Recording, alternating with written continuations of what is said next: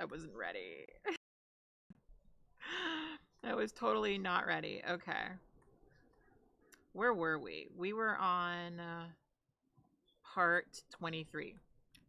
Um, right? Part 23. The Danish. Let's see. Okay, so I will give everyone a little bit of time to get in here.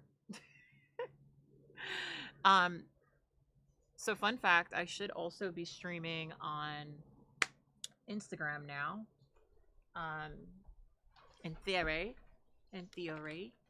that's what's happening. I don't see anyone in the chat yet. Oh, you know what? And I'm not recording, so let's start recording. So we get that in there. Okay, we got 62 viewers. I didn't mean to say that you were no one. I'm so sorry. I didn't mean to be offensive. You know what we're gonna do while we wait? You know what we're gonna do? I'm gonna show you guys some of my sketches. So yesterday I had, oh, not yesterday, a couple days ago. It was Thanksgiving yesterday. Yesterday I was sketching through this old sketchbook that I have that has like a bunch of old stuff in it. What did I draw yesterday that I could show you guys that was decent?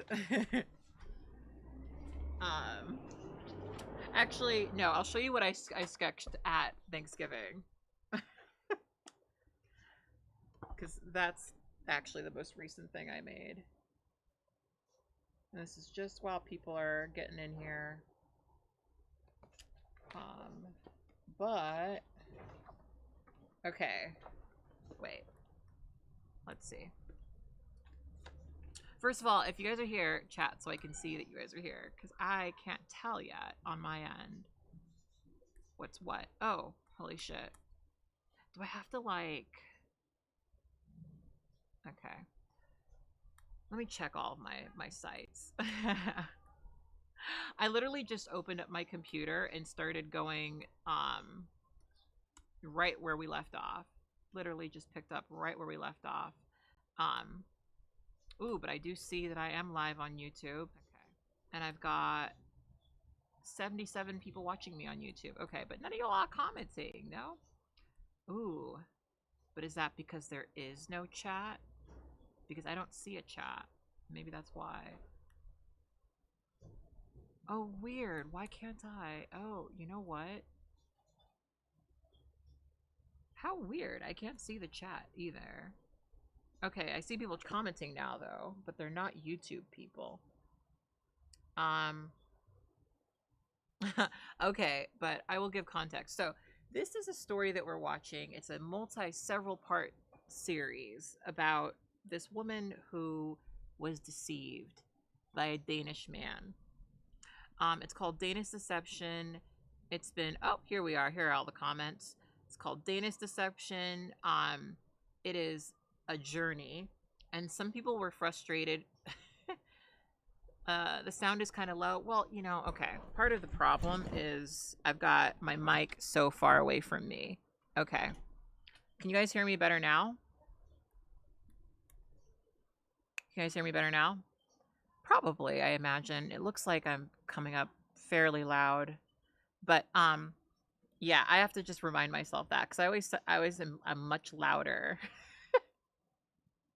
I am much louder. But anyway, it's a multi-part series about this woman who got scammed by this Danish man, this black woman, the woman we see on the screen, Anyeka. And she is going through it. And last time I lost my patience, you guys also got to see my boyfriend come on camera. If you go to my last video, you'll see my boyfriend opened up this door. But yeah, I had to leave because my boyfriend was going to take me to a punk show, and I ran into a few of you guys at that punk show. So hi to everyone I ran into yesterday, or 2 days ago rather. But yeah, I couldn't finish. But also, I wasn't expecting it to be this long. I was not expecting it to be this long. It is so long. It is so long. It is so long. Oh my god. Oh, you know what's so funny? Josh, Joshy P girl, Joshy P girl. I didn't even know that that was out until I just read that. So that's so funny. So apparently, I have a new episode of the A Bit Fruity podcast that I was on that he's already edited. Also, can I say it for a second as an aside? Filming with Matt Berenstein was actually such a inspiration to me because the way he works is so much more simplistic than the way that I work. And part of why I'm doing this is because of that. Because of the way that he films. Sometimes I need to like spend time with younger people to recognize that I'm overthinking it. And the way he films is just so like he's got a script, he's reading the script, he's going on the points, and he's good. He's really great at what he does. So I applaud him. So apparently I have an episode of that podcast that's out. So go check that out. But we do talk about Jeffree Star, and I do say what I have to say, which, is that Jeffree Star has not changed. But we're not here to talk about Jeffree. We're here to watch this Onyeka video, but I wanted to show you guys. You want to see a page of things that I'm going to sew soon before we get into this? That's largely what I'm going to end up. This is what I'm going to be doing while we watch this. So this is a page of sewing projects that I have theoretically down the pipeline. As you see, there's there's a collection of things that are a little bit more scandalous, things that are a little bit more respectful, a little bit more modest. Then we've got like a bunch of basics. I lost a bunch of weight, you guys, and none of my shit fits, and it's driving me insane. It is probably my top frustration.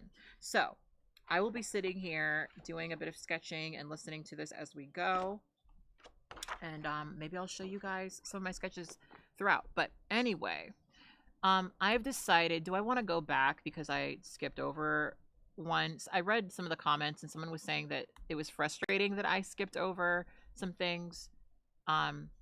So okay, maybe I'll go back and I'll watch. But also I probably need to get my memory you know, rejiggered. So we're gonna start at part 22. Now keep in mind, we're only like 3 parts away from being done. So we are very close to the end. But when I say that, I mean we're probably going to be here for at least an hour, probably more. So be prepared for that. Anyway, let's jump into this. Deception, part 22. So my little sister looks at me and she says, he took $3,000 from me. And I am just silent for like 5 seconds. And I want you all to picture a horror movie in your mind and picture the screams in that horror movie. I can guarantee you the screams that were heard from me were 10 times worse. It was the most heartbreaking moment of my entire life. My little sister is like, she's my world. Okay, as an aside, I saw some comments of people being like, Kat, it's not cool that you're laughing at this. It's not cool that you're mimicking her. And I want to make it very clear. She very clearly went through a lot. She very clearly was manipulated, and I don't want to like downplay that. That's a big deal, right? It's just so hard to register like the way she's talking about it with what she's talking about and then also what she did. Like when we were watching this the other day, one of the things that would kill me is she would have these like really dramatic, intense, interactions with this dude, and then they would go on a whole trip together. That was so bizarre to me. That was so strange. So for me, part of my reaction, part of why I make these jokes is because it's all so silly. It's all so silly the way that she's talking about this, and it's hard for me to take it seriously because of how she's speaking about it. So, yeah, anyway, hopefully we've cleared that up. And to know that he took advantage of her was just, it was so heartbreaking. And in that moment, I 100% fell out of love with him. And it was like the spell that was on me had been broken. I went from survival mode to clarity in a matter of seconds. He asked my little sister for money 2 times. The first time was back in May. It was for a birthday present for me, which is crazy because he did not get me a birthday present that year because I asked him not to because I wanted us to save money. He paid her back, and he actually paid her back with interest, but it took him like a month and a half to send it back to her. And then he asked her for money again in the beginning of August, saying that he was planning a surprise for me for our wedding in Nigeria. And again, he's having issues with the transfer between his Danish account and his personal account, and she sent him the money. I'm assuming you guys hear this okay. Was not paid back to her. So I sent him a text and I said, "You took $3K from my little sister. I hate you. No wonder why you left. You're a fucking coward. I don't know how in deep you are, but please know I will make it back from this. Fuck you. You were right. There's no coming back from this. You're a pathetic waste of space." And he responds, "You're right, but don't worry. You'll get what's yours. You can start the filing process so we can be done with this." I said, "Glad we're finally on the same page." He said, "Me too. I'll need my passport back Thursday. Can we find a way to make that work?" I said, "Absolutely, whenever you pay us back." And I said, "You're the most disgusting human I've ever met." He said, "That's a mature comment, but that deal works. What's the exact amount I owe you?" And I said, "Love how you use the word mature as you flee this state, LMAO. I mean country. I mean continent." He goes, "I'm not fleeing, Anyeka. I'm going to make sure you get what's yours. That's all I've been trying to do. You can believe that if you want to or not." Well, I'm just Thank you for the raid. I appreciate you. Like, no, no, no, no, no. And it takes me some time to like gather myself. And then I realize, I'm like, oh my gosh, she's not the only one. So the first person I call is one of my close friends, Chris, and him and his wife, Thea.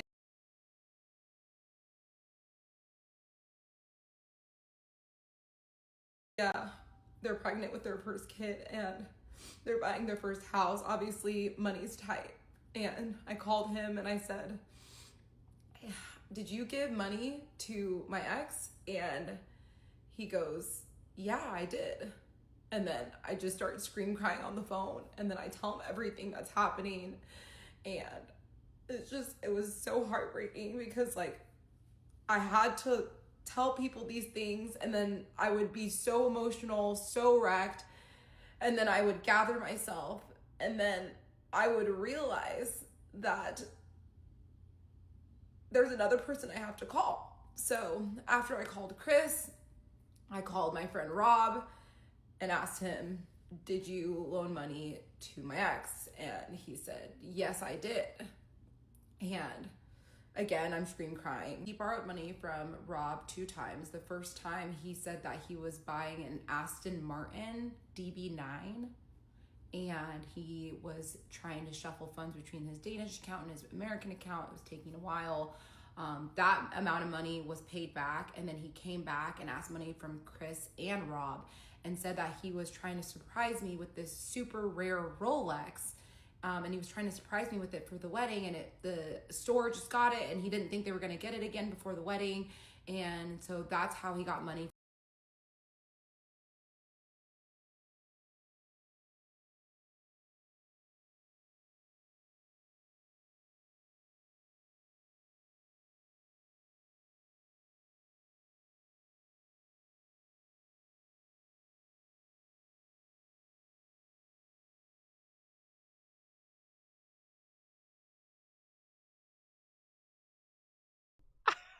I'm sorry. I was going on a whole rant and I was muted. I was muted. I got to stop trying to mute myself. Okay. Okay, let's roll it back. So, one of the things that I have struggled with this story is I don't understand how people can listen to people describe that they don't have enough money for a Rolls Royce and then feel compelled to give them more money. Do you know what I mean? Like, to me, it's one of those things where it just doesn't make sense. Like, if you can't afford, like, maybe I'm just not, I've never been around that much money, I guess. But I don't understand how her friends listened to him talk about not being able to afford a Rolls Royce and said, okay, well, I'll give you money so that you can buy a Rolls Royce for your wife so that you look rich and wealthy in her eyes. Like, there's just so much about this that just doesn't make sense to me. And maybe that's just, maybe that's just how it is. Maybe I don't get it because I'm not living like that. I'm not of the sort, maybe that's what maybe that's what it's about. But in my little person world, right? In my like little poor person world, right? I think it's just nice to be able to have enough money to hold on to. Why are we spending money on like stuff we can't even afford? Why are we borrowing money to buy things we can't afford? I don't know. I'll never get it. I'll never get it. I'll never get it. And it's not even something you need. It's not even like a utility. It's not even something that, will actually bring you more money. It's just, I don't know. I don't know. I don't get it. I don't get it. And I think that's what most of this conversation it just doesn't sound, it doesn't make sense to me. It doesn't make sense to me. But I have to think that I think a big part of why she reacted the way she did to this stuff is that she was really impressed by that. She was really impressed by the fact that this guy at least seemed like he had money. And I don't know. It's just maybe I just don't get it. From them the second time around. Then I messaged him, Chris and Rob too, what the fuck? And he said, you don't have to remind me, I am aware, that's why I need to go back and fix it. And then I text him in all caps, who else? And then he doesn't respond. Then I called one of my friends that I've known since high school, asked him, did you give my ex money? He said yes, he had loaned him money as well. And then I made a call to my cousin and I asked him, I said, did you loan my ex money? And he said yes. And we are the godparents to his son.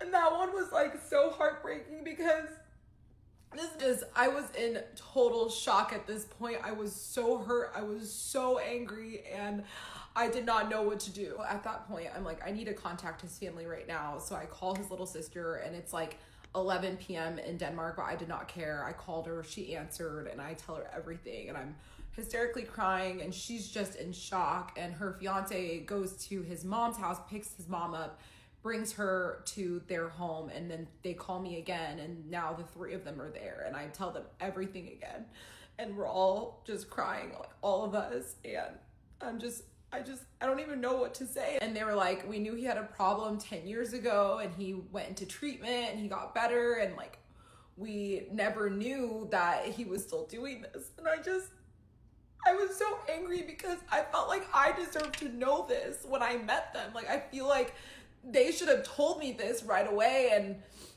that's when I started feeling a lot of resentment. I know like it's not fair to put the blame on them because I know they're not responsible for his actions, but I absolutely felt so much resentment towards them at that moment. So then I tell them, I'm like, he's lied about so much stuff. He lied about going to the Olympics. He lied about the home he lived in. And then I thought to myself, the royal title. So I asked him, I go, do you guys have a royal title? And the look on their face, they were horrified, absolutely horrified. The lie that he had told my cousin was that he was buying a Ferrari, and again, he was having issues getting money from his Danish account to his American account, and he needed a short note.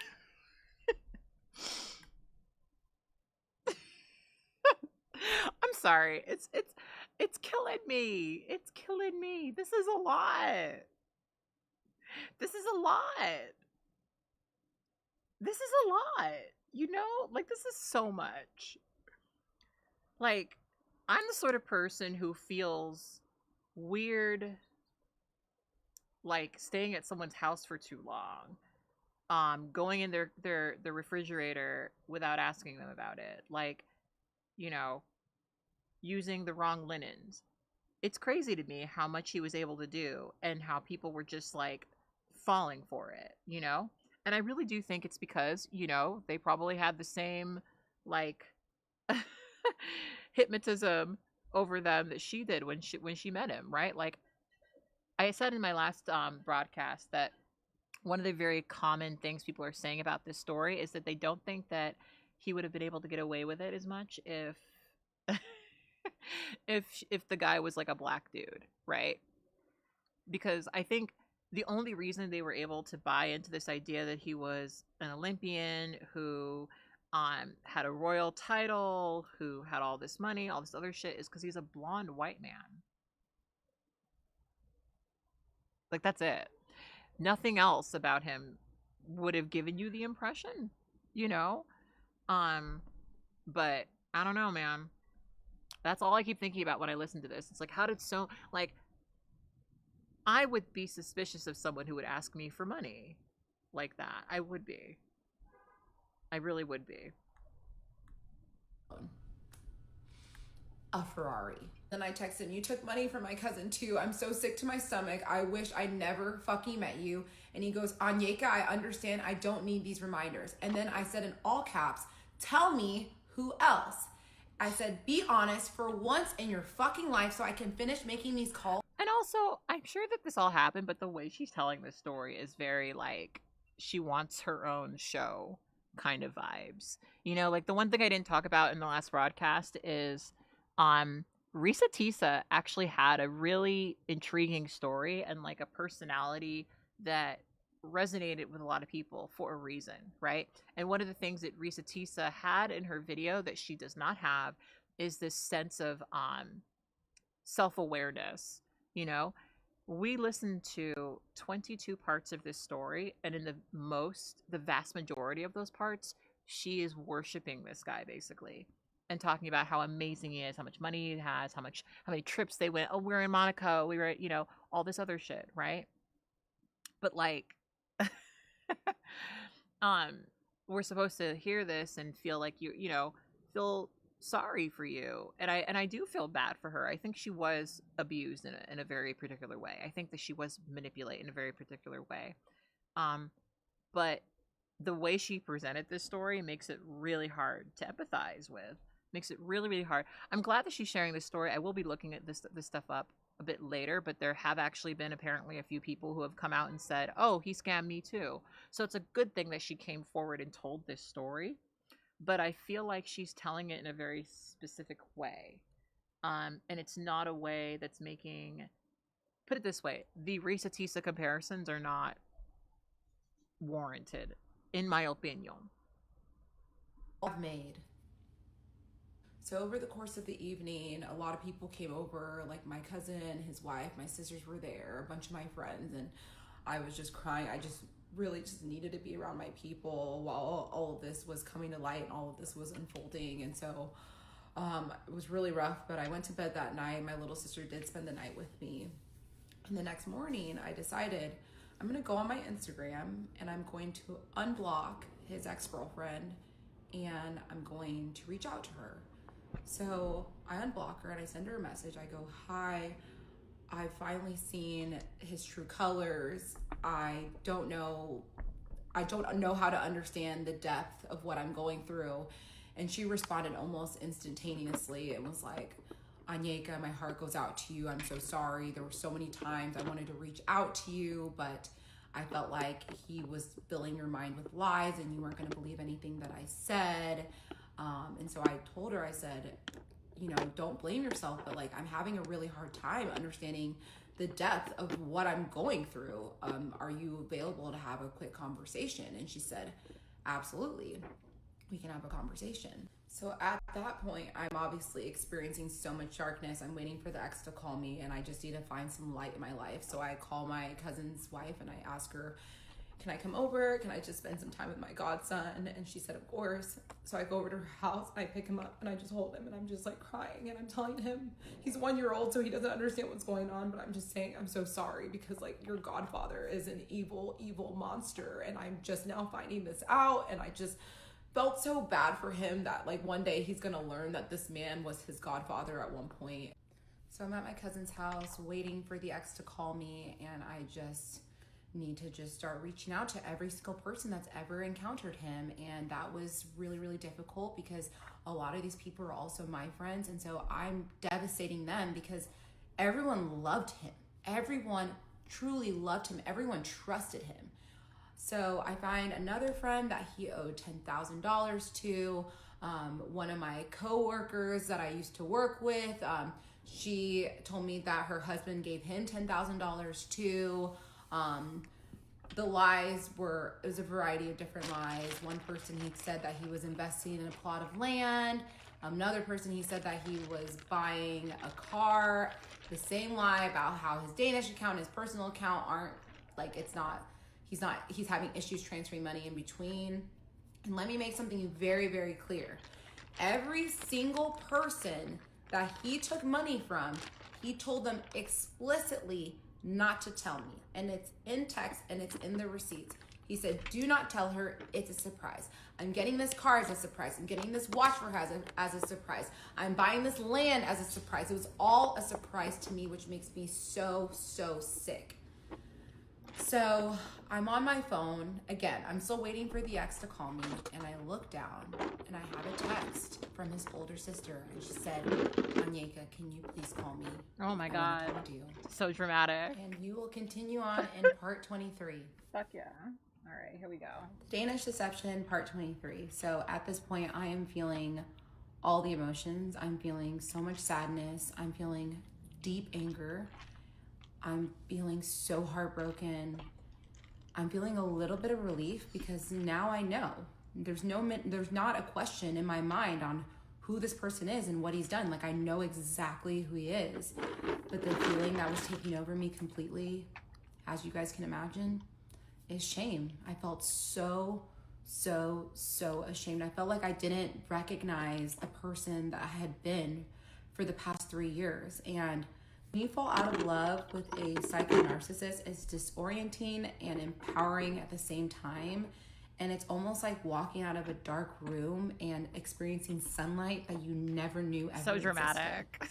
And I'm not that was when I told myself, I've been living in someone else's reality. I'm not, I don't know how to say this, but it's like, it's just kind of odd to listen to someone talk about it like this, Like, everyone reacts differently, but it's so hard to not watch this stuff and think, oh, she's looking for her viral moment kind of thing. And look, all I do is take my fucked up experiences and try to, turn them into viral moments. So I'm not upset about it, but I don't know. It's kind of an interesting, this whole story is so bizarre to me. Just all of it. The telling of it, the experiencing of it, it's so bizarre to me. And I want my own back right now. So I pick up the phone, I call his sister, and it's on FaceTime. I'm bawling my eyes out, and she's just apologizing. She's like, I'm so sorry.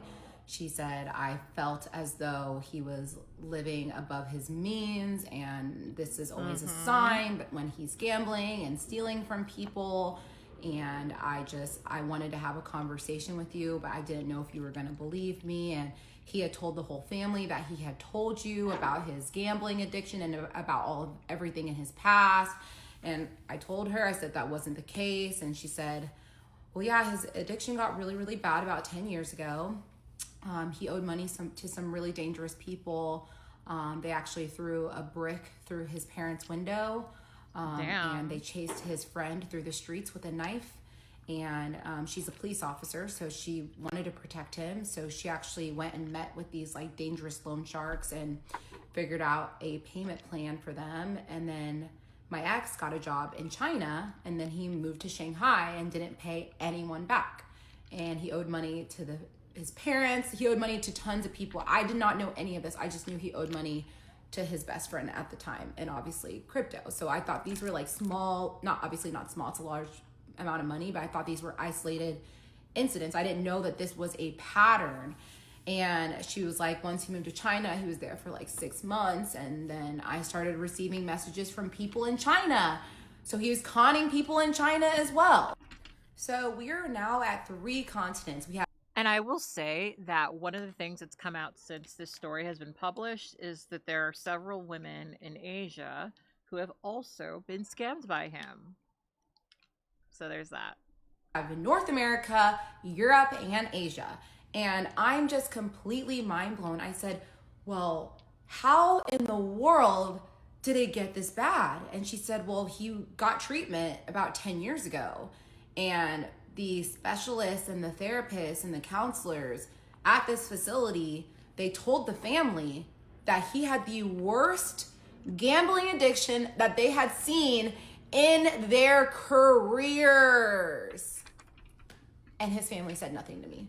So that conversation 100% deepened my anger and resentment towards the family. I've worked through a lot of that in therapy, but I still just cannot understand how this shit was not brought to me. But, then she proceeds to tell me this is why I don't have a relationship with him, because, I have kids now and I could see he has no desire to change, literally none. And I told her, he said that your family had all this money. She said, that's absolutely not true. We're very average, middle-class family. And I also asked her, I was like, has he ever owned any property in Denmark ever?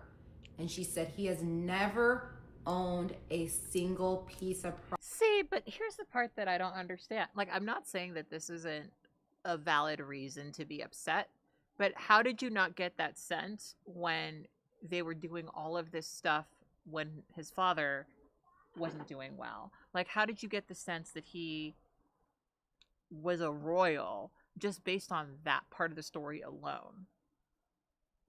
Like, I mean, I mentioned in my last broadcast that I think a big part of this story is clearly Anyeka and a lot of women in her position are sheltered when it comes to dating, and so they don't always see this stuff. And I think that one of the main reasons why people like her are targeted is that ignorance, right?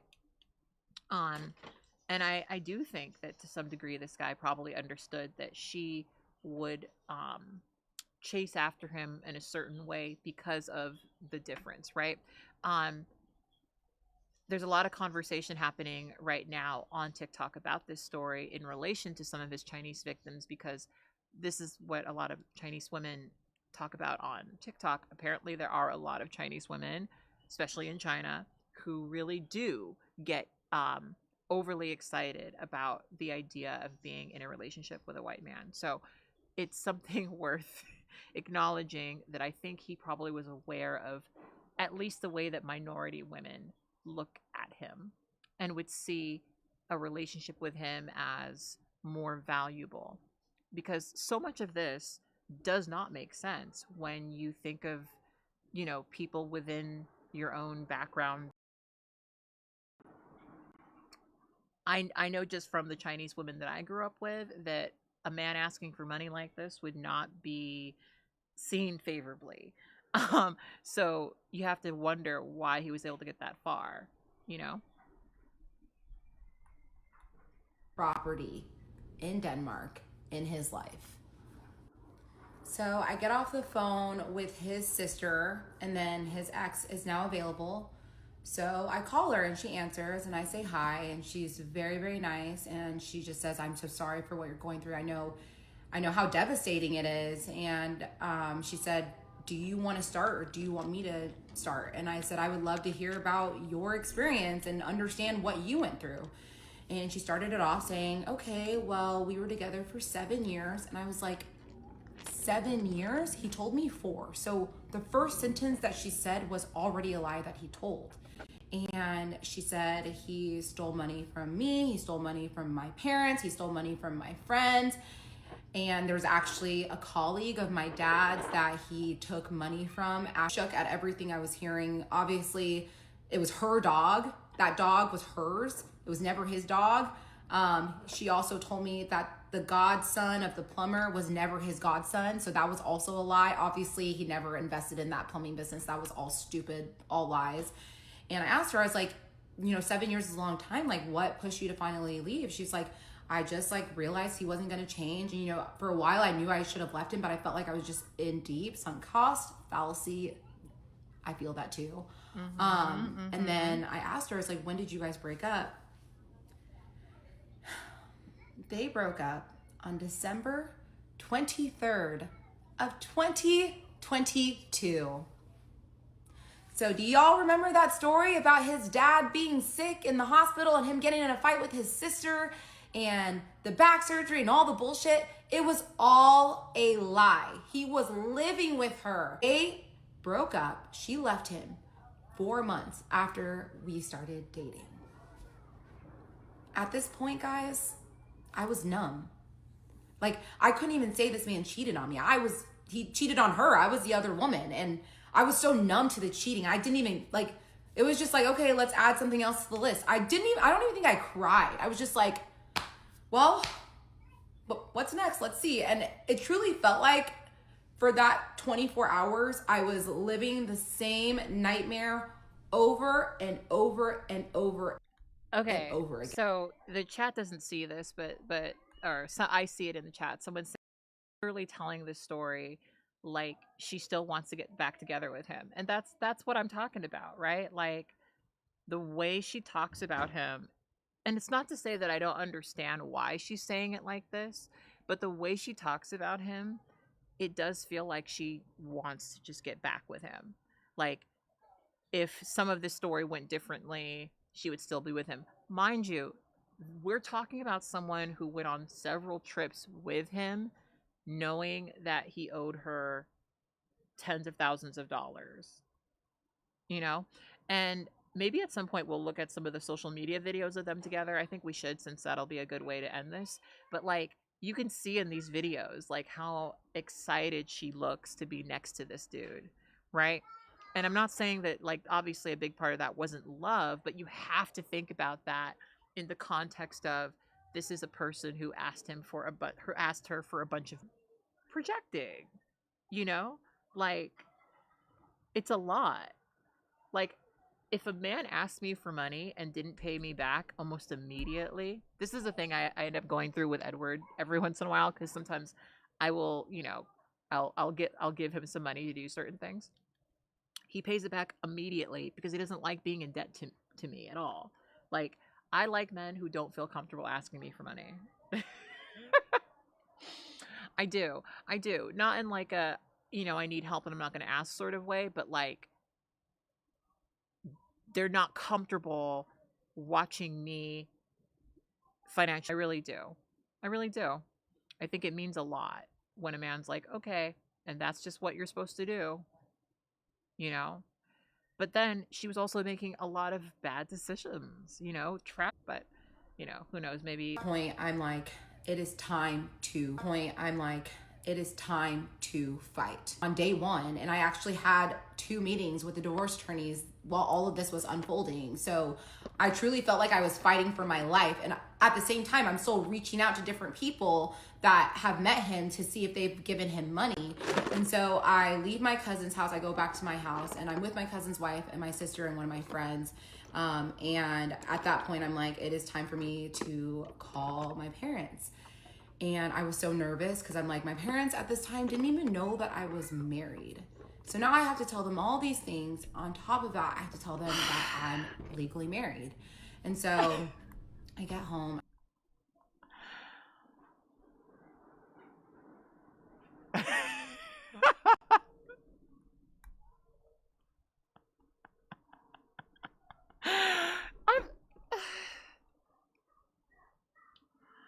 look, I'm a non-traditional kind of person. But when I get married, my parents would know about it. Well, I say would because they're passed away, but do you know what I mean? How did all of this happen and your parents didn't even know that you were legally married? Seriously, how did all of this happen and your parents didn't know that you were legally married? How did all of this happen, including your siblings giving him money, and your parents didn't know that you were married? It's none of this story makes sense. It's all just nonsensical to me.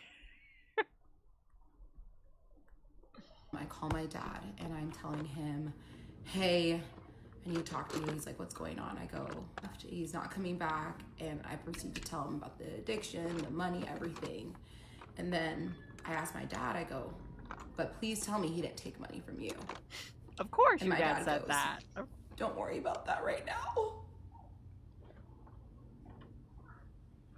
And then I was just on the floor screaming. Like, this is my family. my family. I didn't even know how to pick myself up. And then I heard my dad, I was on FaceTime with my dad, and he just goes, you need to be strong. And I like immediately get up, sit on the couch, and he looked at me, he's like, you need to be strong. He said, what he took is a drop in the bucket, and we're gonna get through this as a family.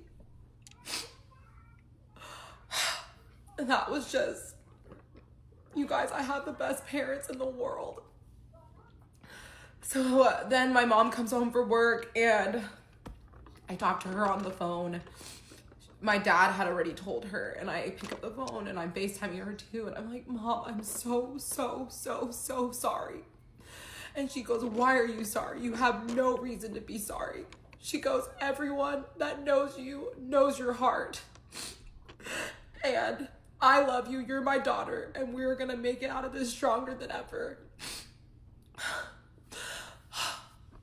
I have the best family, the best friends, the best support system in this whole tragedy of a situation. It reminds me of that every single day. And I just, through all the darkness, they are my light.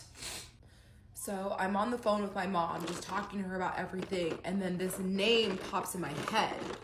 So there is this man, and his wife is from Denmark, and she had found my ex on LinkedIn and was like, it's so rare that I meet other Danes in Dallas. Would love to have you and your wife over for dinner. So we went to dinner with them, and they were so nice, so kind. And this man is extremely successful. They were living in a very nice home, and he just felt like he wanted to take my ex under his wing, and he wanted to find him a great job. And he was also working in tech, similar to my ex. So this man had taken him to like car shows. He met billionaires and made so many connections through this man. He just really wanted to be a mentor. I think the thing that's getting to me about a lot of this story, and I'm maybe thinking about this as like a storyteller myself, and I'm bad at this. This is maybe me seeing something I do in other people's stuff. There's just such a much more brief way of saying most of what she's saying, you know? And it almost seems like she wants to take us down this long slog of the story so that we could hear every single point that was being hit, you know? He met this really fancy man in Dallas. He owns these cars. He's so fancy. Oh my God, I had so much proximity to this life, you know? I had so much proximity to this life. You know? And it's like, all right, great, but like all of this could have been said with just saying that your ex had rubbed shoulders with a lot of people. He had made business plans, you know, with people of means. You don't have to go down the whole, you know what I mean? And so I have to think, like, why is that important to the story? You know? I think it's obvious that she's not like a storyteller in like the classic sense, right? Or I know that even if this has its like stereotypical story beat moments, that like that's not the main reason, you know, she's sharing this. But still, I think couldn't this have been said in a much more simple way? Mentor for him. And so his name popped in my head, and I was like, Mom, I gotta get off the phone. So I get off the phone and I call him and I go, hey, it's Anyeka. And he goes, hey. And I go, is everything okay? He goes, how can I help you?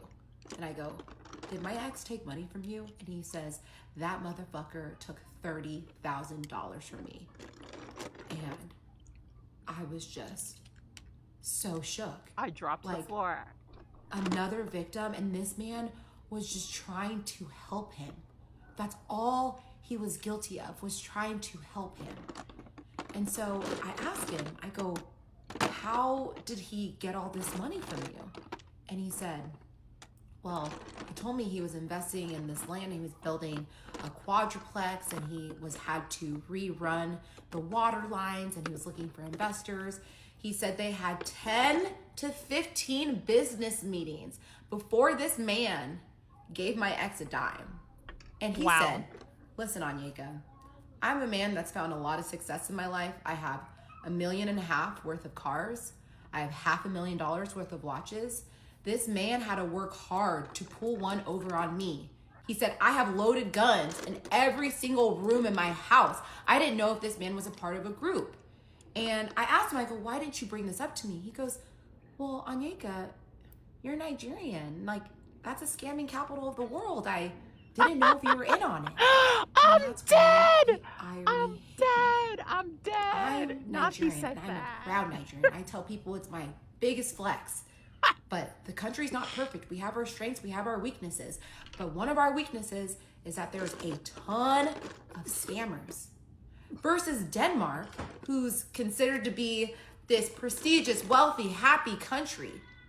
So the fact that a Danish man pulled this over on a Nigerian, or Nigerians collectively, it just blew my mind. Cut. And then that's when he the says, Netflix is I'm going going to to tell you start. something else that's probably going to blow your mind. And I said, what is it?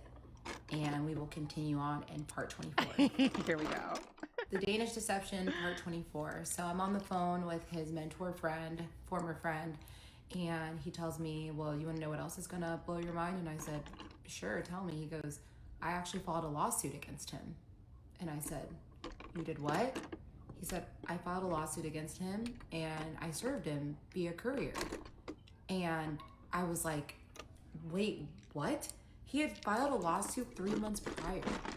And I was just sitting there like, wait, but you got served via courier. Like, I was home. Like, I don't know if I was home, but, and then I remembered a specific day where he walked to the door, received a package, and I asked him, or like an envelope, I asked him, I'm like, what is that? He said it was the incorporation documents for his LLC, which he had just formed the day before.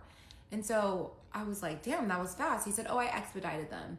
No, he was just getting served.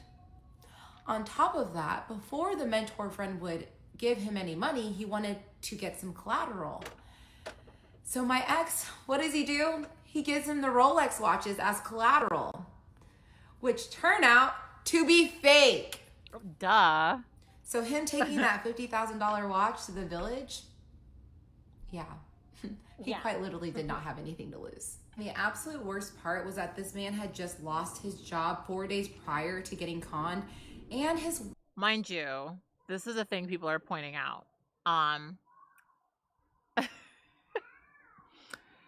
When Onyeka brought this guy to Nigeria, to a village, she was very concerned about how he was wearing this Rolex. And he specifically was like, why should I not wear this Rolex? And she said, well, it might get stolen here. And look, maybe that's a very normal concern to have when you're traveling, I suppose. But the gag of it was that he was stealing from her the entire time. His wife is sick. Let that sink in for a little bit. So that conversation with the mentor, I feel like that conversation really just shaped me and shaped my mindset. And it was right then when I realized that I need to fight back. So a lot of you are probably wondering, like, why are you putting this story out there? Aren't you embarrassed? Don't you feel shame? Well, yeah, but is it worth me being silent if he can go out and continue to find more and more victims? Do the other victims deserve that? What if someone had done what I'm doing right now? I wouldn't be in this position. So I feel proud of myself that I can sit here and I can share with everyone the details of what happened to me so that we can prevent this from happening to other people. And at the end of the day, silence is abusers' greatest weapon. It's time to take the power back. At that point, I have now cut off all communication with my ex since the day before when I was just going off on him, calling him a coward and a lunatic. And he then proceeds to start sending me messages, begging for me back, telling me how much he loves me, telling me how we can work on our relationship and get back to what we were. And let me just tell you, I have never had my phone blown up to this extent ever in my entire life. You guys want to take a gander?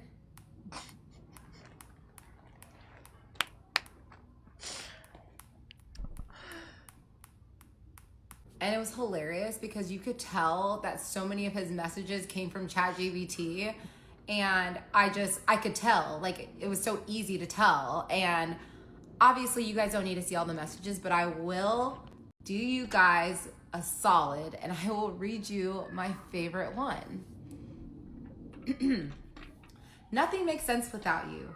We had so many plans ahead of us, some of which we can still get to do. Others we will miss. That's okay. We have an entire life together, right in front of us, if you want it. You are perfect and required not to change a single thing. I have many battles to fight and overcome. I will rise from this stronger than ever if you choose to stand by my side while I go to war for you, for us. I'm aware of the fact that a lot of people hate me for what I've put you through, what I've put them through, family members and friends. But I also know that a lot of them are good people whom over time will forgive my actions if I make the right amends. Many of the same people have witnessed my love, loyalty, and generosity, even when I had very little to give. I am devoted to change for you, for everyone around you. I will put all my pride aside and show you that we can come back from this if you'll let me.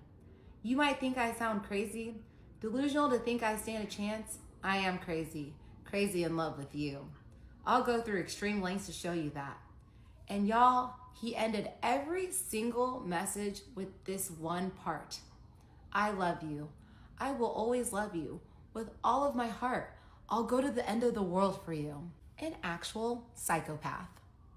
It's funny because I actually put that message in ChatGPT, and ChatGPT was like, this is emotionally manipulative. He's minimizing the emotional and financial damage he's caused by. I'm sorry, girl, but that whole thing ending with, and I put it all into ChatGPT and they said that I was right, is killing me. It is absolutely killing me. Um, okay, so he very clearly said all of that because he's trying to manipulate you and he's expecting for you, like, she read that whole thing and was like, I can't believe he's so desperate. Oh my gosh, like he's begging for me back. Like he's begging for me to come back. And it's like he's manipulating you. He doesn't mean any of this. Like none of this none of this is true. And he's already, see, what's funny about it is by this point he's already scammed her, and he's scammed a bunch of his, her family, a bunch of people that she knew, right? Like they're not coming back, baby. Like, anyway, it's really odd to me. Like, I don't, do you understand that, like, yeah, he did write that, but he didn't mean it? You know what I mean? Like, he didn't actually mean what he said. I'm gonna grab some plastic bags because I'm over here organizing some of my markers before I do some illustration, and I need bags for that. So I'm gonna be right back. And I'm also, someone asked me if I smoked. No, I don't smoke. I don't believe in smoking, but I do garden, and I need to get a lighter for my garden because there's things I need to do in the garden.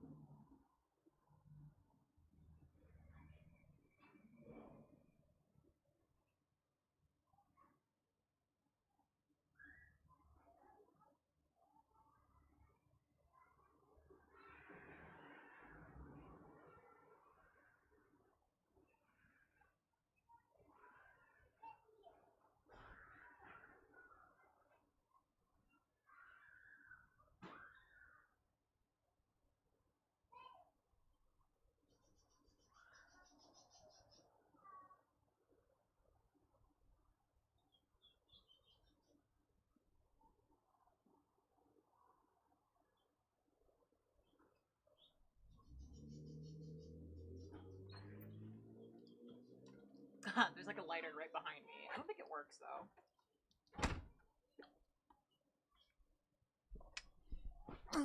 Oh my goodness.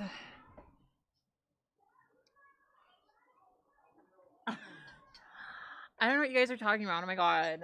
Anyway. By saying that everyone's going to make amends with him. He puts you on a pedestal telling you you're perfect so that you'll feel like you need to fix him. He's saying that he's almost like a hero because he's going to go to war for you. And no, I didn't talk to my people, but I should have been talking to ChatGPT because he would have known. He would have talked some sense into me. So I hired a lawyer less than. He meaning ChatGPT? Oh my god. You know, as an aside, I've never used ChatGPT a day in my life. And I'm not trying to say that to be like, yeah, like I've never used ChatGPT in a day in my life and I'm like so much better than you. Like, oh my god.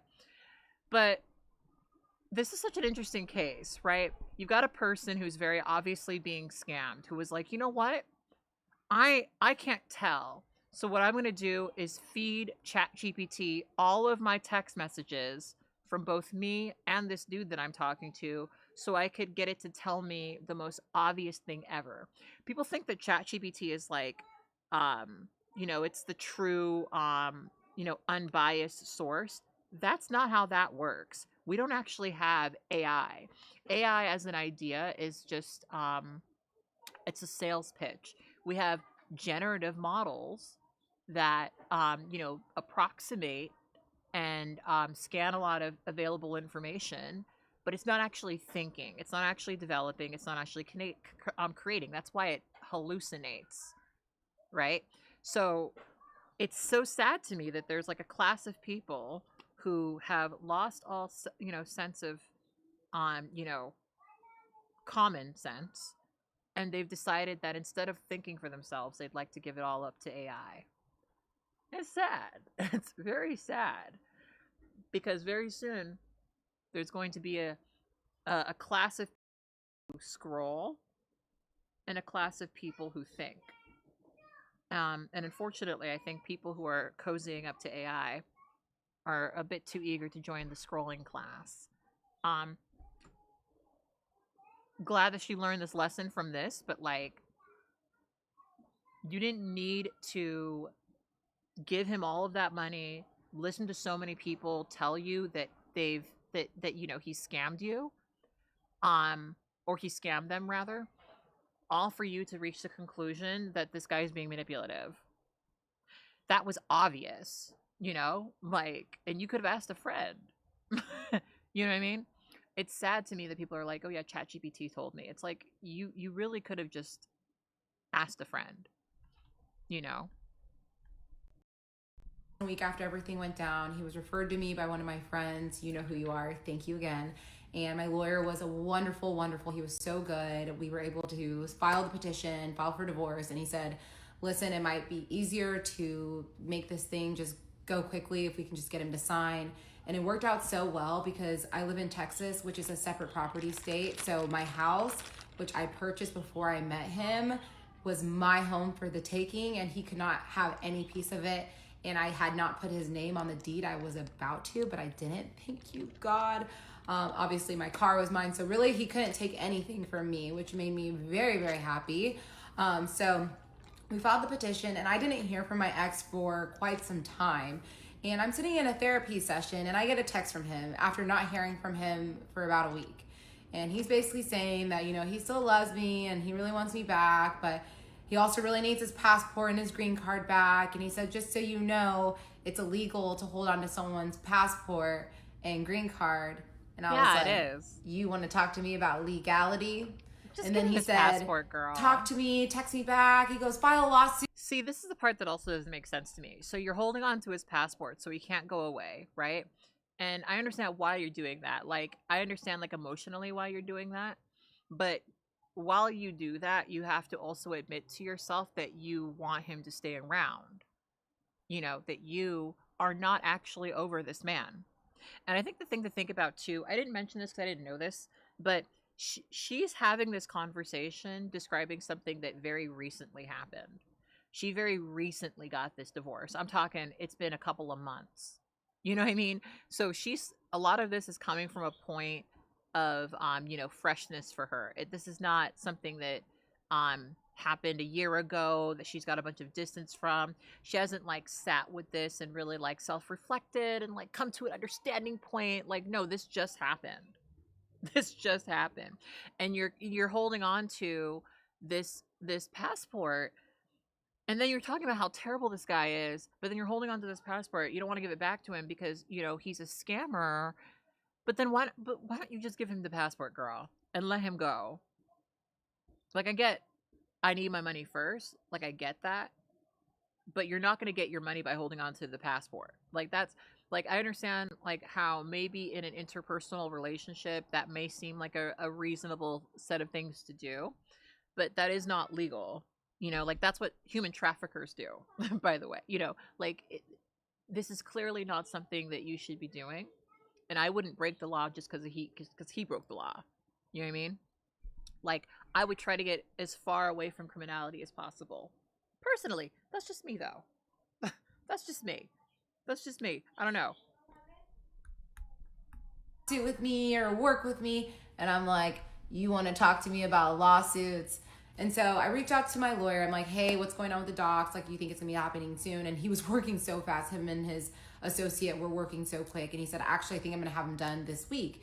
But it'd be so much quicker if we just get him to sign. And I was like, honestly, I am down. I will meet with him just one time to get it signed. And I was talking to one of my friends about it, my friend Chris, and he said, Anyika, I will go meet him for you. And I was like, are you sure? He said, yes. I'm like, thank you so much. So my ex starts blowing me up, and I text my friend. I go, please send him a message just to say the divorce documents will be ready for you to sign this week, and then I will be able to provide you with my passport. It wasn't a sign these in order to get your passport. There was no duress. Got to say that for legal reasons. There was no duress. And then he texts me and he goes, this is heartbreaking, because I don't think he actually thought I was going to file, which is insane. And then he proceeds to start blowing me up again. He's so obsessed with me. Oh my God. He's so obsessed with me. Oh my God. He's so obsessed with me. Oh my God. Round Look at him. two. He's telling me he loves me and that he doesn't think we should give up on our rare love, and that he got a new job in Dallas and he's going to provide for me, and yada, yada, yada. And I'm still not responding. And then he starts sending me voice memos. And the voice memos are getting kind of creepy, because he's saying, I'm going crazy. I'm going out of my mind. I think I'm going to show up. And like, obviously I feel safe and I'm not scared of him. Like, I will beat him if he shows up. I'm not scared. And he sends me a voice memo saying, good morning, I love you, and I'll see you very soon. And I said, what do you mean see you very soon? So I sent a message to my neighbor. I go, hey, if my ex shows up, I'm gonna need you to tell him to leave. She said, I got you, I'm ready. I'm like, okay, sounds good. So Saturday comes around, and now we're like in the middle of September, and I'm walking my dog. I had just walked out of the house, and I look up, and there's an SUV pulling up right next to me.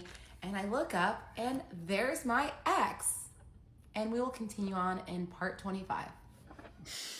Girl. The Danish deception. She's loving every second of this, girl. Every second of this. In part 25.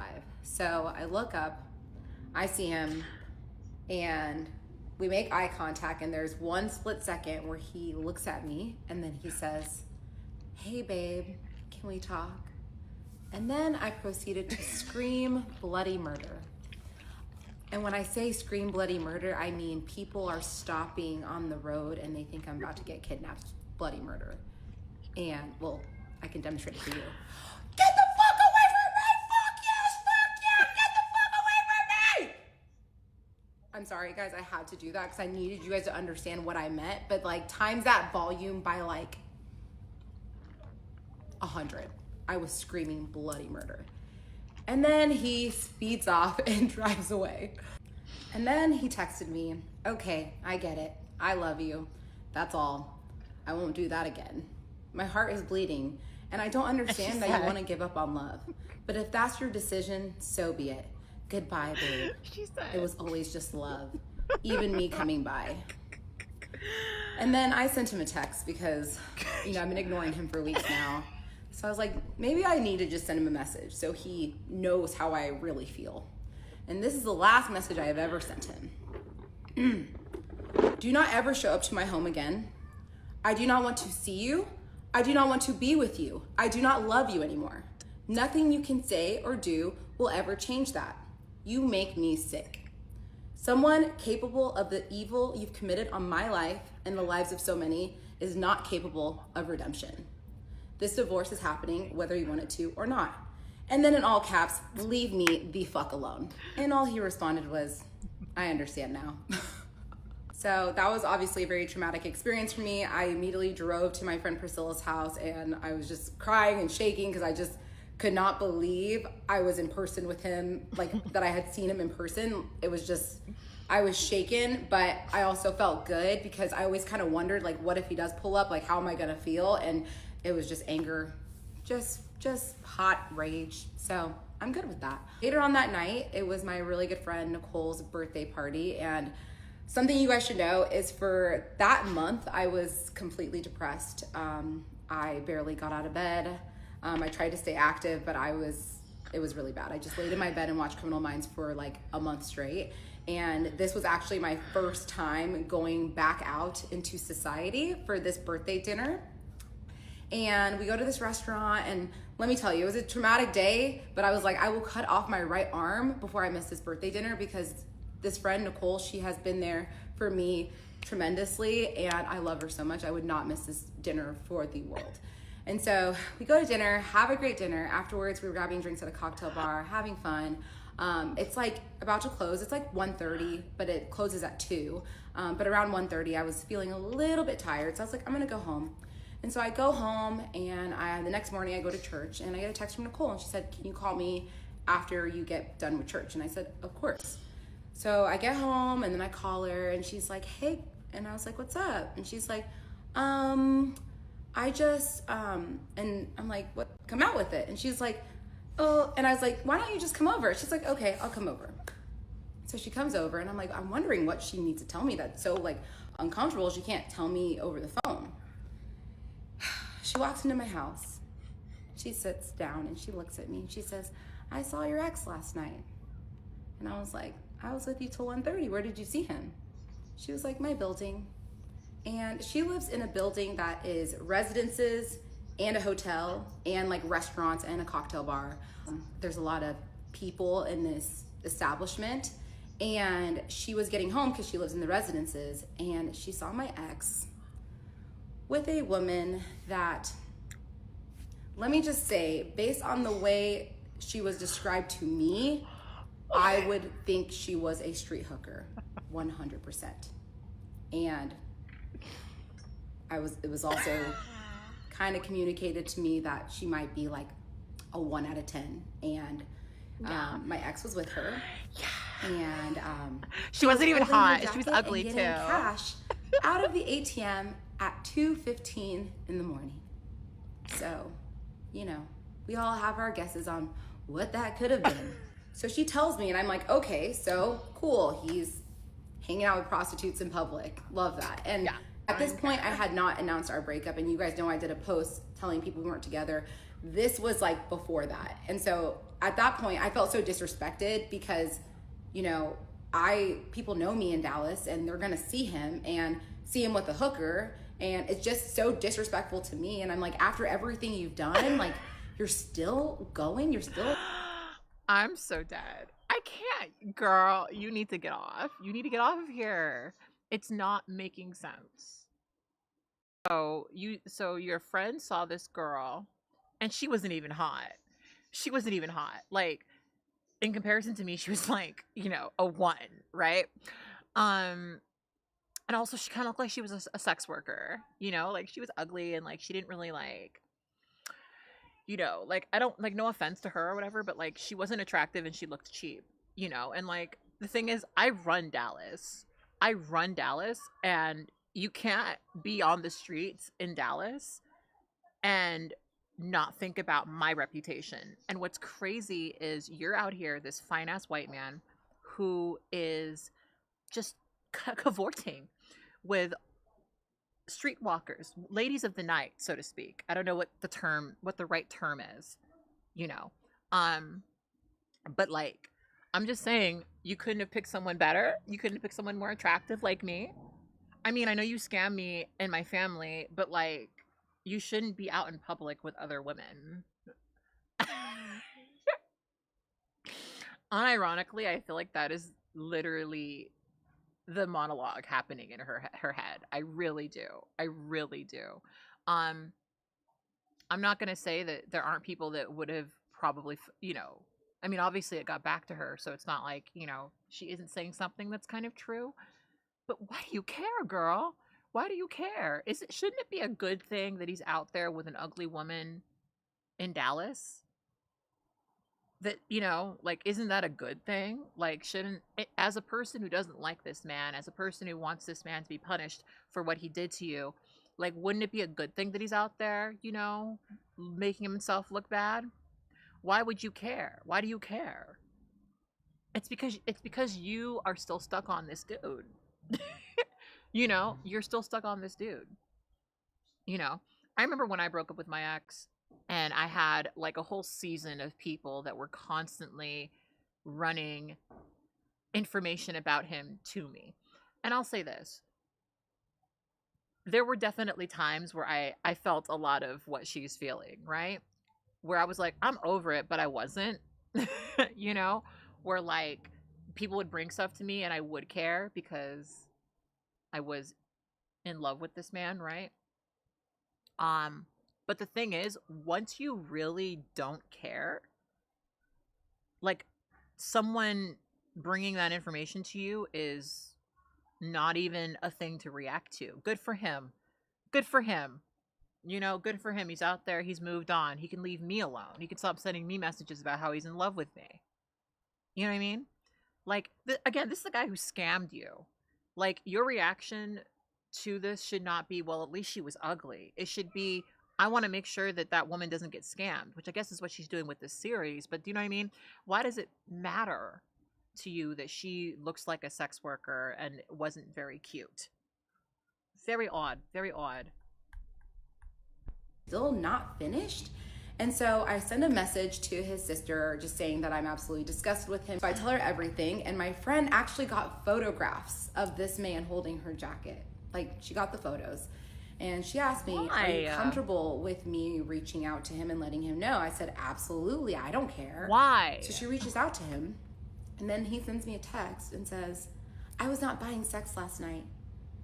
I was buying weed. He said, who cares? I was having a really dark night, and for the first time in a long time, I went out to drink, and I haven't been sleeping, and I met someone that would sell me weed so I could finally sleep again. I don't appreciate you going with that information to my family. And then he said, called out my friend by name, and Nicole needs to watch her mouth because she was looking all drugged up. Not that. Not he said that. He didn't know that I was with her 30 minutes before she saw him. She was sober. We had like 4 glasses of wine that night. So she got drugged. This is another thing. Why are you talking to his family about this? I'm sorry. It just doesn't make sense, ma'am.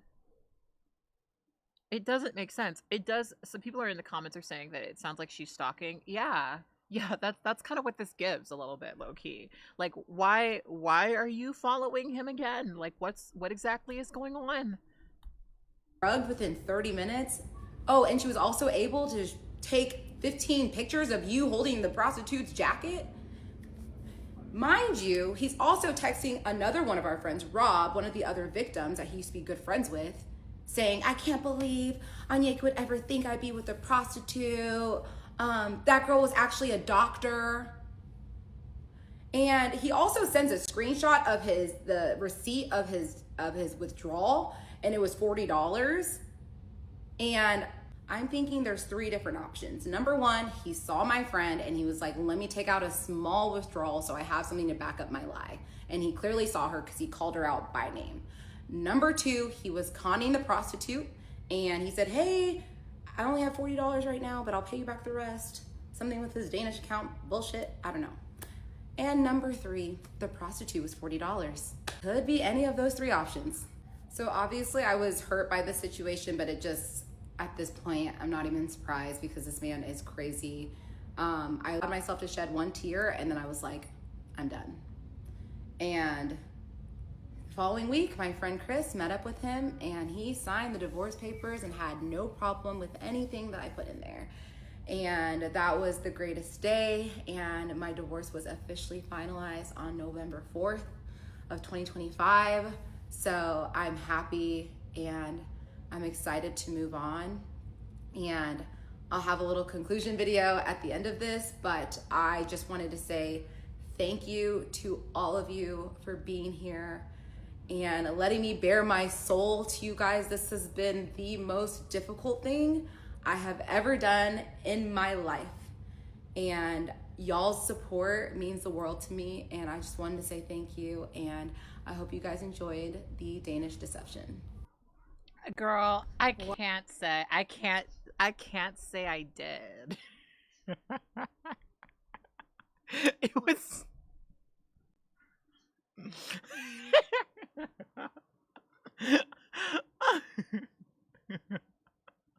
I cannot say that I did, if I'm being honest. I really can't say that I did. I really I really cannot say that I did. It's very did I enjoy it? It was. It was, but I felt like, all right, I'll tell you guys the whole story. I went on vacation. We went to Hua Hua. I met this really handsome guy, and he turned out to be a scammer. For the next couple of years, we got married, we eloped, didn't tell my parents, and then I found out months later, literally months later, after going on trips with him internationally, that he's been taking money from my entire family. And he told every last one of those people to not tell me about it. It all ended when I discovered that he was stealing from people that are really close to me. Um, and then I called him out, where he proceeded to try to gaslight me, but I was too strong for that. Um,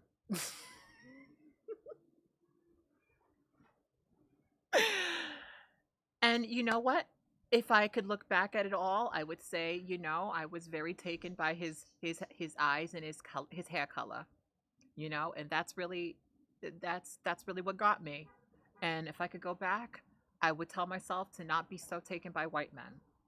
That's like a video. That's not a 25-part series. That's like a video. um okay, wait, there's a conclusion, there's another part. Welcome to the Danish deception, the conclusion. So I just wanted to make a quick video to kind of like put a little bow on top of this present I just gave y'all. I'm obviously not a psychologist, but I have diagnosed him myself with Narcissist. narcissistic Yep, I knew borderline he was gonna. personality disorder. I knew. If you're a psychologist, I'd love to know your thoughts. And okay, this is gonna be a mini rant, and I'm actually gonna start by saying that I could be wrong in a lot of my own ways of understanding this, but I very briefly dated someone who had BPD, and it was quite scary, just from my own personal experience, right? But what I've come to understand is that there are a lot of people who use personality disorders as like um, just kind of a catch-all for literally every negative, bad interaction they have with a man, specifically narcissism being one of them. I'm not going to say that people aren't harmed by narcissism, but just because someone is a diagnosed narcissist does not mean that they are an abusive person. And there's a lot of people who conflate abuse with narcissism, and then also conflate like our colloquial way that we discuss narcissism with like medical, medically diagnosed narcissism. Um, so I don't know. Again, I could be speaking about this a little bit wrong, but what I know is that not every dude who's shitty is a narcissist. Not every dude who disrespects you and is a misogynist is a narcissist. And And I don't think it's actually helpful when people go out of their way to make a point of saying that that's kind of, you know, what it is, because, you know, at the end of the day, there are people who have these disorders who don't do these things. You know, it sounds like he has a lot of things you could maybe associate with that, but maybe we shouldn't just be throwing around that word willy-nilly is what I'm trying to say. Your thoughts, so comment below. But 100% I think he has that mental disorder in addition to his gambling addiction, which is just a recipe for disaster. I know a lot of you are wondering, how the hell did this man con this many people? And this is what I think. Someone might disagree with me. Number one, his looks. He's a very charming, charismatic man. I've mentioned that multiple times. He's highly, highly, highly intelligent. He knows how to play with people's weaknesses. Like, I think that's why every single person he reached out to, he had different lies. He was a great listener, and it was really easy to connect with him. And because of that, he was able to build so much trust with all of these people. And him being from Denmark didn't help. I feel like that piece was very critical in all of his different cons.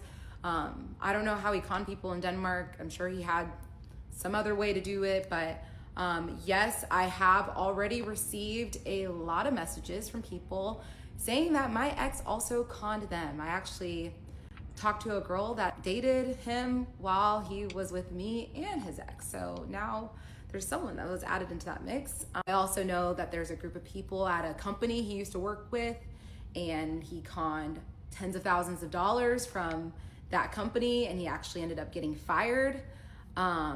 So I'm learning a lot. Another ex-girlfriend reached out to me. I'm learning a lot. So at this time, I'm going to tell all of you, I'm not collecting tips because I'm building a case. My goal is to get this man in prison. He does not deserve to be a part of society. And I'm trying to build up as much evidence as I possibly can. I'm not going to name his name. I don't need to. But if you have any tips, or if you've also been a victim of this psychopath, send an email to danishdeceptiontips@gmail.com. Side note, should I share with you guys the tips? Oh, what happened? Maybe comment below if that's something you'd be into.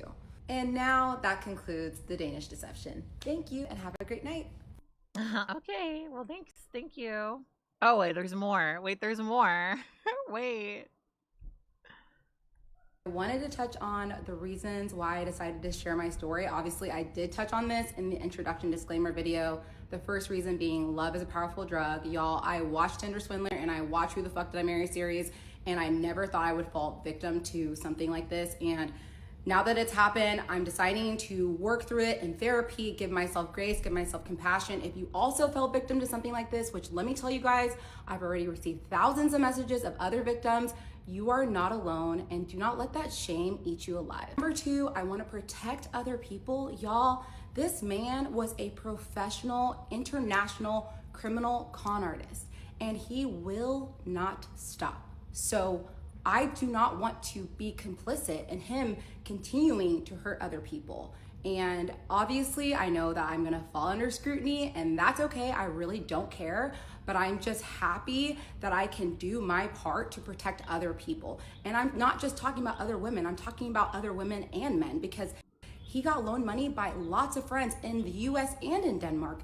And at the end of the day, like, when you trust someone, you wanna help them when they're in need. And so I wanna protect people from falling victim to this. And it makes me sick. When you love someone and you trust them and they're in need, oftentimes you're gonna wanna do something in order to help them. I'm happy that I'm able to do my part in preventing this psycho from doing this to other people. And lastly, the third reason, which I did not share with you guys earlier, I wanted to bring awareness to gambling addiction. The thing about gambling addiction is it's very easy to conceal. You can see someone on the street, you will have no idea that they have a gambling addiction. It is truly invisible until it's catastrophic. And it's the addiction that can affect the most people, especially if you're dealing with a gambler that's highly intelligent, because they will falsify emails, documents, invoices, websites. Like, it's insane the lengths that they will go to in order to get money from you.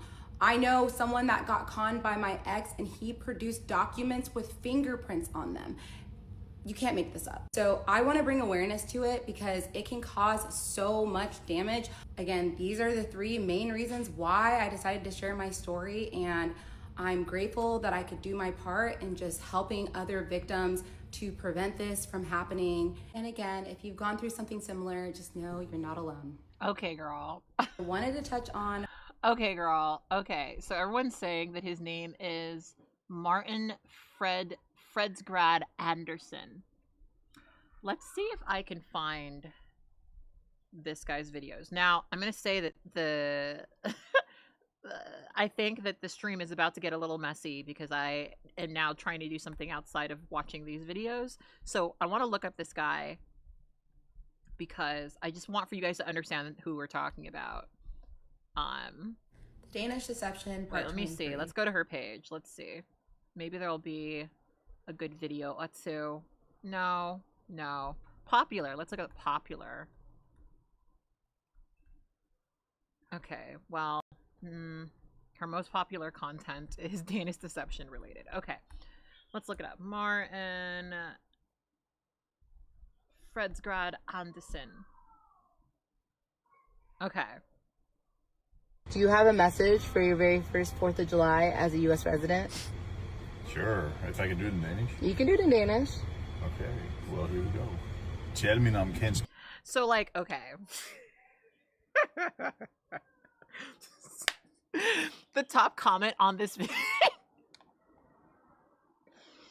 The top comment on this video is he kind of... This is mean. Why are you guys so mean? It says he kind of looks like he's from Pensacola, Florida.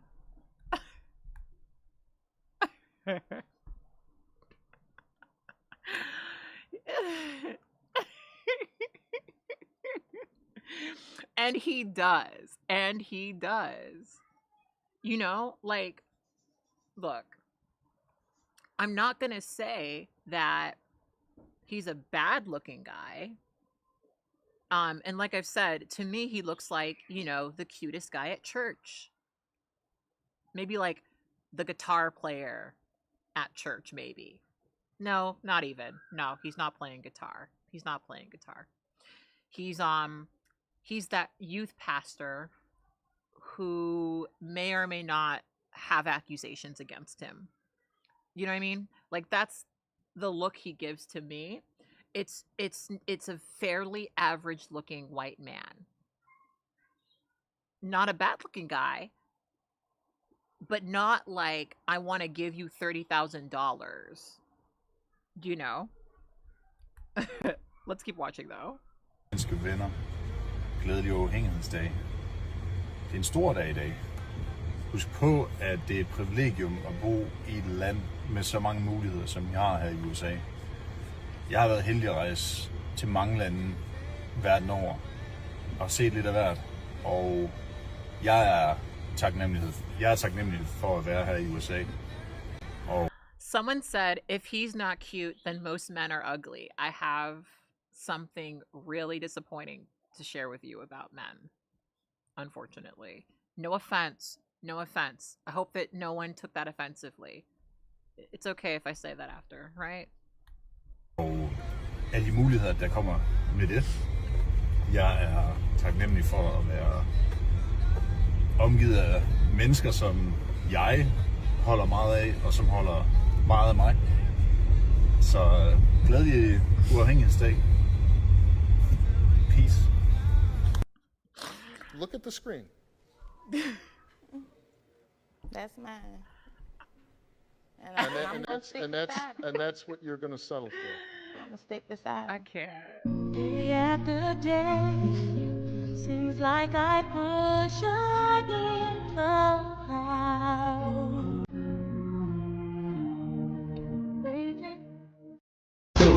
Jangan put TikTok tu.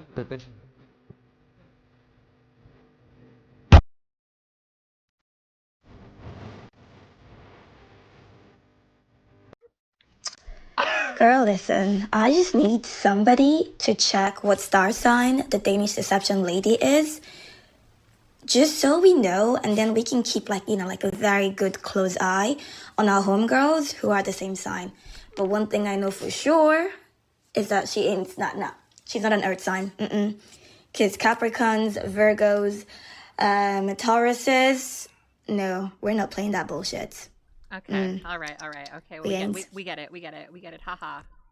Already gave you the time and the place, so don't be shy. Just come be the middle.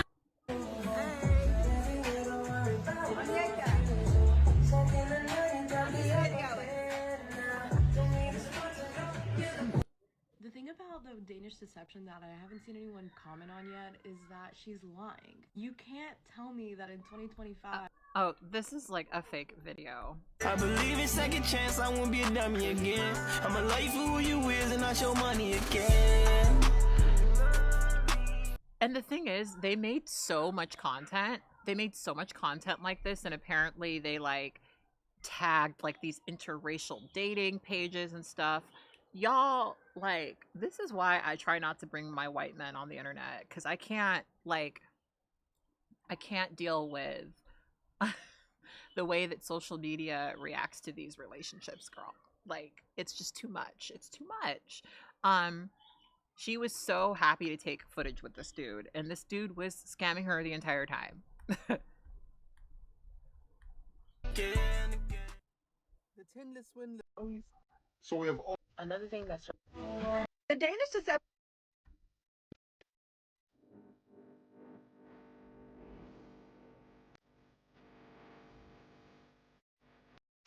If you haven't watched the Danish deception, go and watch. so I Oh, guys, So the point has been raised about the Danish deception regarding Onyeka, that there was a certain element of white privilege that blinded her to everything.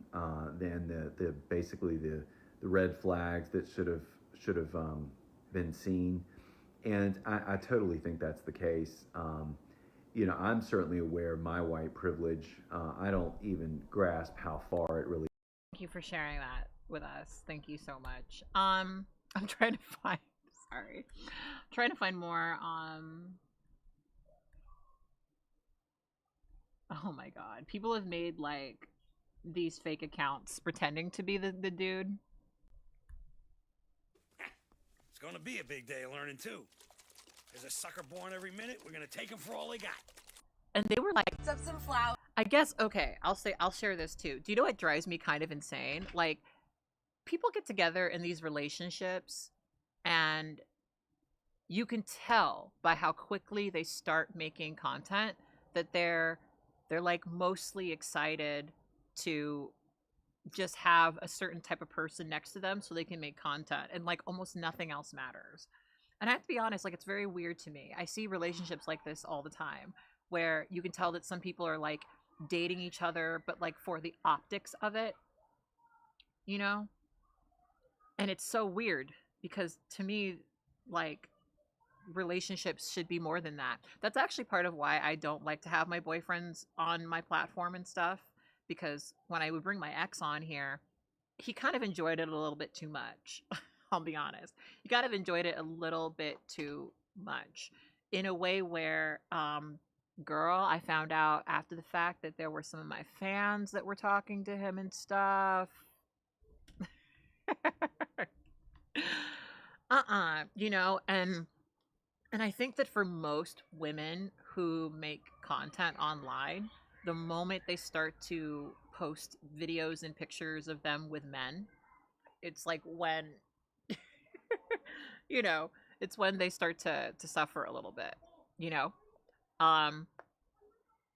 But no, is that an LA thing? Absolutely not. You see that all over the world where social media has taken over itself in the way that it's taken. I mean, people people have always been really obsessed with optics. They've been always obsessed with like this idea of like image and social capital, but there's a whole layer of it where you'll have these two people who just look good next to each other, who will be in a relationship optically because it looks good on social media, not because they love each other, not because they care about, you know, each other, but because, you know, because they've got like mutual, you know, social media desires. And I just always think that that's a weird reason to be in a relationship. I'm always really weirded out when I'm talking to a man and he's kind of excited about my social media. um, One of the things that attracts me to my current partners is the fact that they don't care about that much. Nathan does watch my videos though, which is always kind of funny. Both Nathan and Victor watch my videos. um, anyway, so I've got a ton of stuff that I want to react to today. This was just the very end of it. I thought that the Danish deception story was a doozy. It was a doozy, but it was also, I think they made it so much longer than it needed to be. It didn't need to be a 25 part, like, multi-series thing. It really could have just been like, you know, one video, two videos, three videos. I don't know why. I mean, how long have we been here today? We've been here for an hour and 40 minutes. We were here for 4 hours on Wednesday. Yeah. Someone said enjoyed. That's not the word. I'm already boycotting the TV movie, the book, the podcast, and the off one woman Broadway show. Yeah, that's how I kind of feel about this. It's not like there aren't twists and turns. Like if I were a writer, well, I am a writer, but if I wanted to write this for like a show, yeah, you've got some beats in there. You got some moments, you know, but it's not. I mean, it's not a Risa Tesis type story. It's not, you know. In fact, I'm glad that I did this as a reaction thing because now it means that I don't have to like. It means I kind of did this for work, but I did it for work in a way that was actually kind of like productive for me. You know?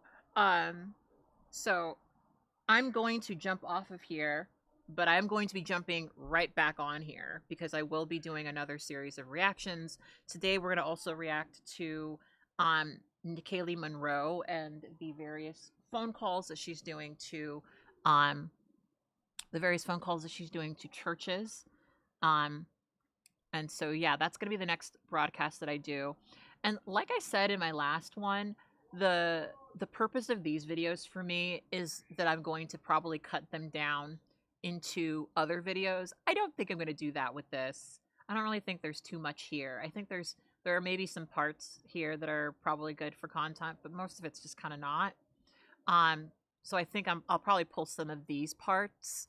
But you know, at the end of the day, it's, you know, I'm filming this for longer content. But I will say that because I know some of you guys have appreciated this video or these series of videos, and a lot of us are back at home, you know, dealing with it right now with our families, I will keep these videos up for a bit, but they will eventually become members only. So yeah, they're going to be here for a while, but I will end up making them members only at a certain point. So watch them now. I'm going to keep these up for now. I'm going to hop off of here. I'm going to actually go find some of my tools for gardening, so to speak. I have to make a new thumbnail, and I got to reset a lot of stuff and come right back. So we'll be back quite shortly, but I am leaving for now. So thank you so much for joining me here. Thank you so much.